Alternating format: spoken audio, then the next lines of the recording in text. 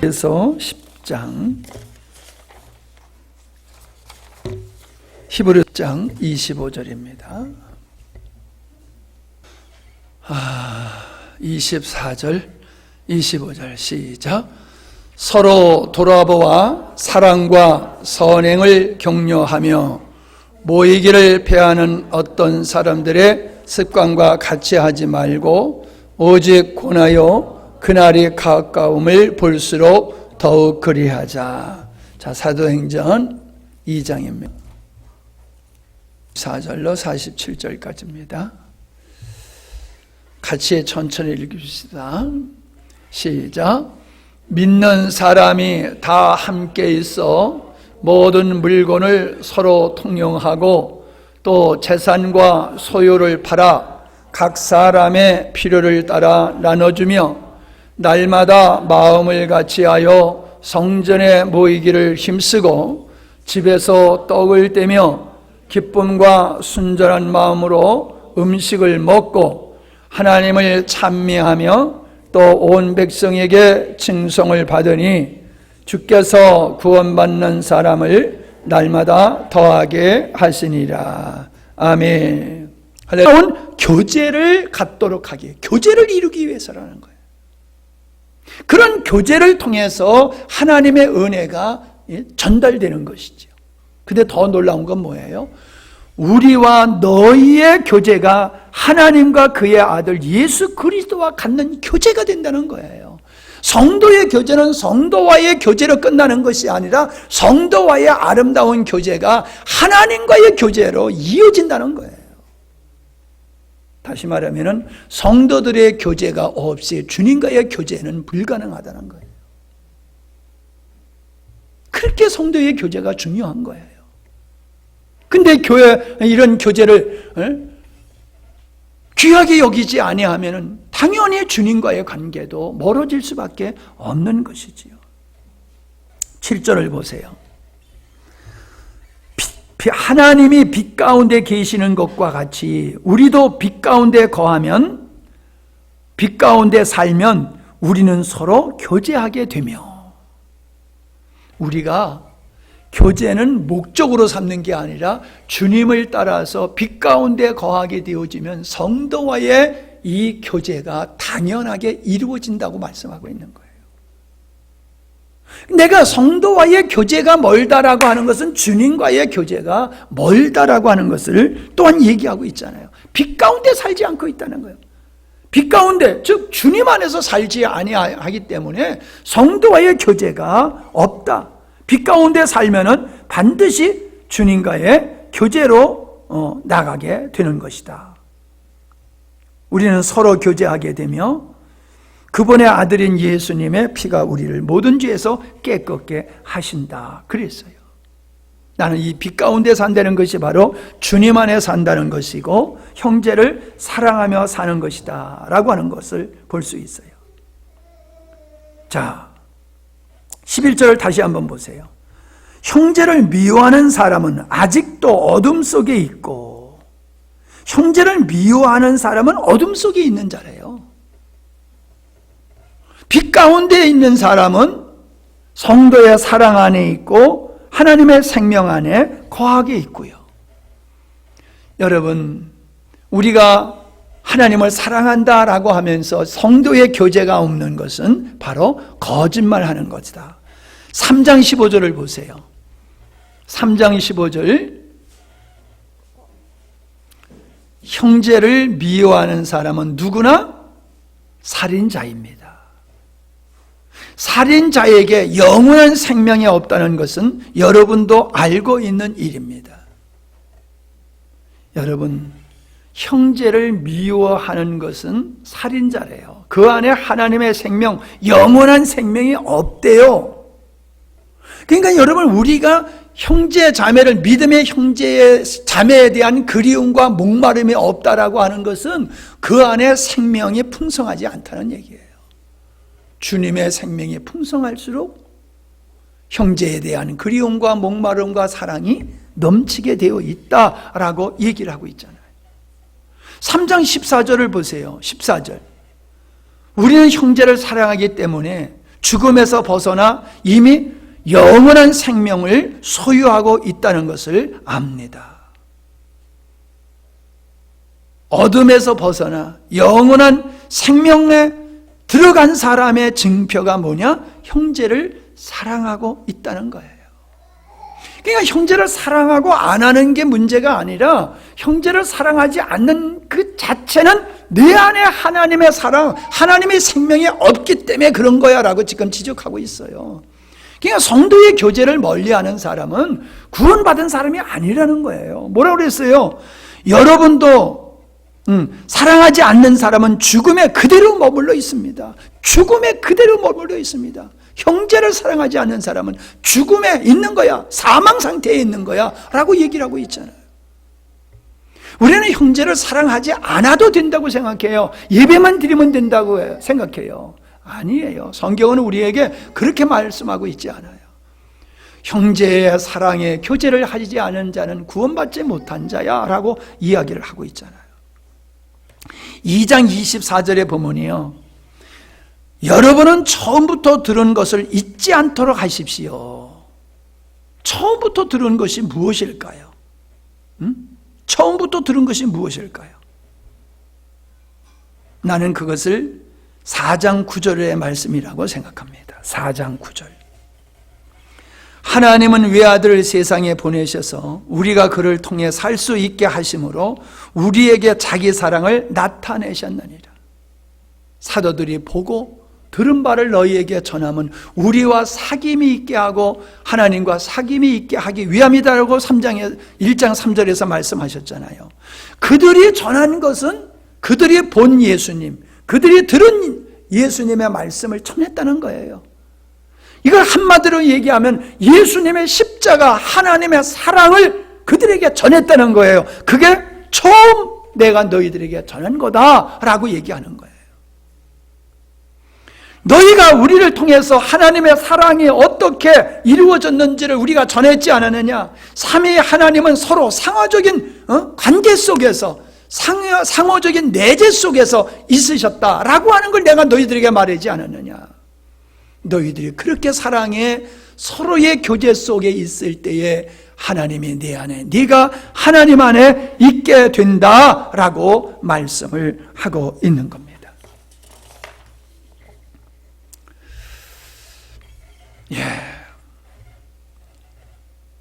우리가 21절을 보면은 하나님을 사랑하는 사람은 형제도 사랑하여야 합니다. 우리는 이 계명을 예수님에게서 받았습니다.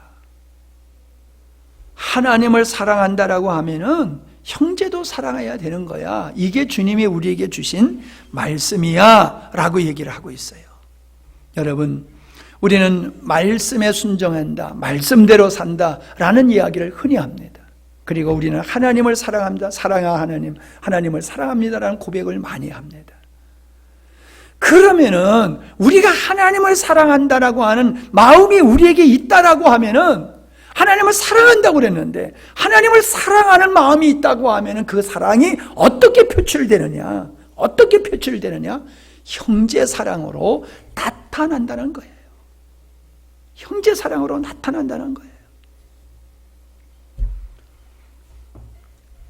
12절을 보면은 지금까지 하나님을 본 사람은 없습니다. 그러나 우리가 서로 사랑하면 하나님이 우리 안에 계시고 그분의 사랑이 우리 안에서 완성될 것입니다. 놀라워요. 하나님의 사랑이 우리 안에서 완성이 된대요. 완성. 시작이 되고 아직 끝이 마무리를 짓지 못하고 있어요. 우리가 서로 사랑함을 통해서 하나님의 사랑이 완성되어지고 세상에 하나님을 보여줄 수 있다라고 얘기를 하고 있습니다. 그래서 나는 묵상해 봤어요. 하나님을 사랑하는 것이 도대체 그 이웃을 사랑하는 것이 무엇일까를 생각을 해 봤어요. 간단하게 우리가 한번 생각해 보면 이겁니다. 형제를 기뻐하고 좋아하는 거예요. 아니, 세상에 우리 강아지를 봐도 사람들이 좋아가지고 어쩔 줄 몰라요. 강아지를 보고 좀 가져가요, 2마리. 그거 안 가져가면 우리 개판됩니다.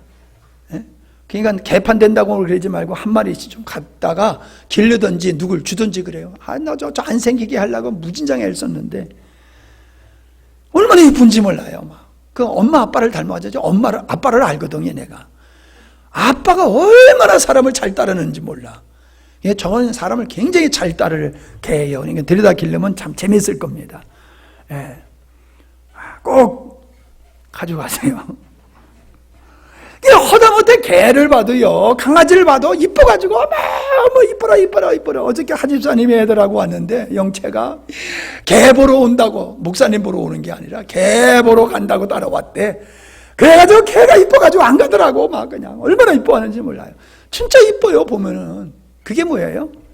내가 그 개를 사랑하고 기뻐하고 즐거워하는 거예요. 좋아하는 거예요. 우리가 사랑한다고 하면 그게 있어야 돼요. 그런 마음이. 이쁜 꽃을 보고 야 좋다, 강아지를 보고 야 이쁘다, 그 마음이 우리에게 있음과 같이 우리는 서로 볼 때 야 이쁘다, 집사님 왔어, 권사님 왔어, 아 반가워. 우리 마음속에 그거 있어야 되는데 왔어? 띵 해가지고 인사도 안 하고, 그건 사랑하는 마음이 없다는 거예요. 사랑하는 마음이 있으면요, 그를 사랑하는 것은 내가 그를 즐거워하고 기뻐하고 좋아하는 거예요. 두 번째, 그래서 시편 16편 3절에 땅에 있는 성도들은 존귀한 자들이니 나의 모든 즐거움이 그들에게 있도다. 하나님이 땅에 있는 성도들을 볼 때에 즐거움이 있대요. 기쁨이 있대. 우리를 바라보실 때마다 주님이 행복해 하신대요. 두 번째는 베드로전서 4장 8절에 보니까는 사랑은 많은 죄를 덮습니다, 그러는 거예요. 그러니까 사랑한다는 건 뭐예요? 그들의 약점, 허물을 들추어 까발리는 게 아니라는 거예요. 그 사람을 공경에 처하도록 만드는 게 아니라는 거예요. 그가 비록 지은 죄라 할지라도 그걸 덮어서 그 사람이 거기서 회복해가지고 더 나은 삶을 살 수 있도록 도와주는 게 사랑하는 거지. 의를 지킨다고 하면서 그 부정을 까발려가지고 망신을 주고 사회적인 생활을 못하도록 만들어버리는 건 그건 사랑이 아니라는 거예요. 사랑하면서 자기가 피해를 입으면요 절대로 못 참아요. 그게 뭔 사랑이에요? 허물을 덮어주는 거예요. 다른 사람에게 잘못한 허물은 잘 덮어줘. 근데 나에게 잘못된 허물은 못 봐. 이걸 못 덮어. 덮지를 못해. 분노해서 견디지를 못하고 까발릴 수밖에 없어. 아무개 집사님 알아? 그 인간이 이런 인간이야. 그 인간이 나한테 어떻게 했는 줄 알아? 이러면서 막 그냥 자기 섭섭함을 막 까발리는 거예요. 그건 사랑이 아니라는 거예요. 사랑은 그의 허물을 덮는 거라는 거예요. 세 번째는 서로 위로하는 거예요. 위로하는 거. 고린도후서 1장 4절에 보니까는 그분은 온갖 고난을 겪는 우리를 위로하여 주셨습니다. 주님이 우리를 위로해 주셨대요. 위로했어요. 그래서 우리가 하나님에게 받은 위로로 고난을 당하는 사람들을 위로할 수 있게 하셨습니다. 우리가 주님께 받은 위로로 말미암아 또 어려운 일을 당하는 사람을 위로하게 하셨다. 내가 지금 어려운 일을 당하면서 어려운 일을 당한 사람을 얘기하면 먹혀들어요. 경제적으로 어려운 사람 얘기하면 내가 빚부정 서가지고 고난당한 얘기를 쫙 하면요 입이 쑥 들어가 버려. 위로를 금방 받아버려. 위로를 금방 받아. 아이고 목사님은 당하는 어려움에 비하면 나는 아무것도 아니네, 세 발의 피네. 그리고 그냥 위로를 받아버려요. 그래서 여러분이 겪는 고난이 다른 사람을 위로해 줄 수 있는 요소가 될 수도 있어요. 여러분, 야 그까짓 것도 못해? 네? 오늘 아침에 밥 먹으면서 면허증 딴 얘기를 했어요.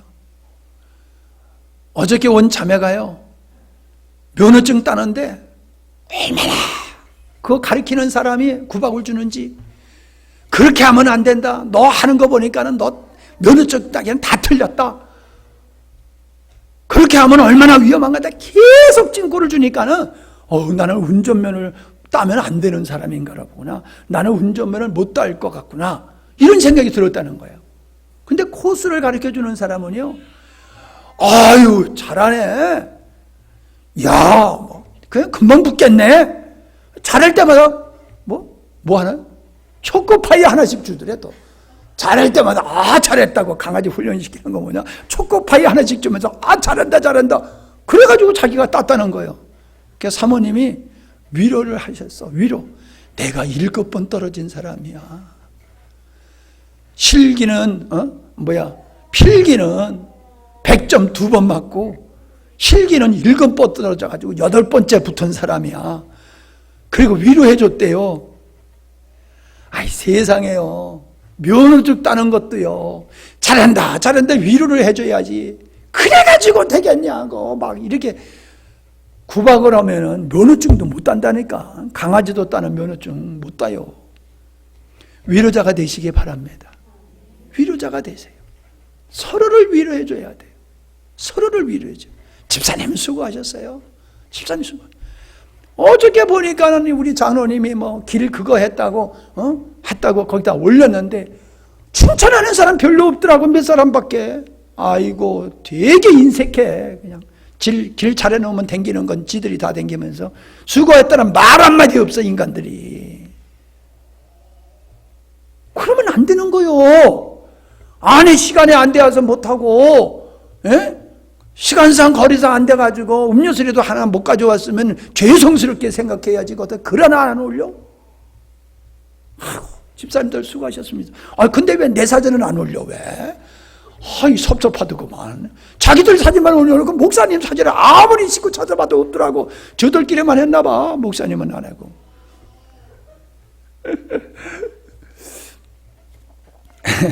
웃자고 하는 얘기입니다.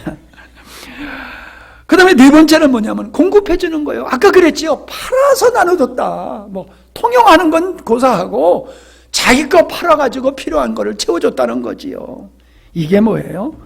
서로 사랑하는 거예요. 사랑하는 거. 제가 오늘 목사님이 보내준 한 글을 제가 보고 이거를 오늘 꼭 성도들한테 해줘야 되겠다 하고 내가 가져왔는데, 사람의 낮에는요 베타파라고 하는 베타파라고 하는 뇌파가 발생한대요. 근데 이 베타파는요 스트레스를 주고 짜증나게 하고 힘들게 하는 역할을 한대요. 그러니까 우리가 하루 안 해도 저녁이 되면 피곤한 이유가 어디 있냐 하면은 이 베타파가 하루 생활을 하는 삶 속에서 자연스럽게 발생하기 때문에 그런 거라는 거예요. 그러니까 아침에는 정신이 기분이 상쾌하고 저녁에는 기분이 별로 안 좋잖아요. 무겁잖아요. 그게 베타파 때문에 그런 거래요. 그런데 놀라운 건 밤에 알파파라고 하는 게 나온대요. 밤에 사람이 잘 때에 알파파가 나오면은 엔돌핀이라는 성분이 이게 발생을 하는데, 엔돌핀이 발생을 하게 되어지면요 심지어 암세포까지 죽인대요. 엔돌핀이. 그래서 그러잖아요. 웃음 치료. 그러잖아요. 웃음 치료. 막 웃으면은 뭐예요? 엔돌핀이 많이 나와가지고 치료된다. 그래서 치료 방법 중에 웃음 치료가 있는 거예요. 그런데요, 사람이 잠을 깊은 잠에 편안하게 자면은 엔돌핀이 많이 나온다는 거예요. 그래서 낮에 피곤했던 스트레스 받았던 것들이 싹 치유가 되고 병도 치유가 되어지는 역사가 깊은 단잠을 잘 때에 이루어진다는 거예요. 그래서 깊은 잠을 자야 된다. 이유가 거기 있더라고요. 왜 깊은 잠을 자야 되는지를 이제서 깨달았어요.